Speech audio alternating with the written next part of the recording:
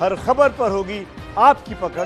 Download कीजिए ABP live app. Bihar में चुनाव से पहले एलजेपी क्यों एनडीए से अलग हुई? पिता रामविलास पासवान के निधन के बाद पहली बार एबीपी न्यूज संवाददाता प्रकाश कुमार से चिराग पासवान ने बात की है। सुनिए उन्होंने क्या कहा।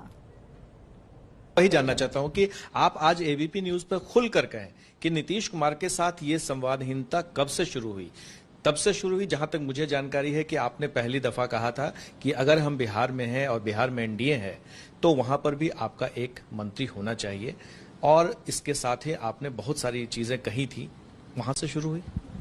देखिए, जरूर पिछली बार जब बायपोल्स हुए थे समस्तीपुर में, जब मेरे चाचा जी के निधन के बाद जब बायपोल्स हुए थे, उस वक्त हम लोगों ने जरूर उनसे आग्रह किया था, क्योंकि इससे पहले ठीक पहले लोकसभा के चुनाव हुए थे कुछ महीने पूर्व, और उस वक्त जो हमारे मौजूदा सांसद पशुपति कुमार पारस जी हाजीपुर से जो सांसद हैं, वो बिहार सरकार में मंत्री थे, पर सांसद बनने के बाद वो एक वैकेंसी बोल लीजिए, कोटा बोल लीजिए, बट पार्टी का प्रतिनिधित्व राज्य सरकार में नहीं था, बिहार सरकार में नहीं था। हम लोग जरूर चाहते थे कि अगर कोई मंत्री बने।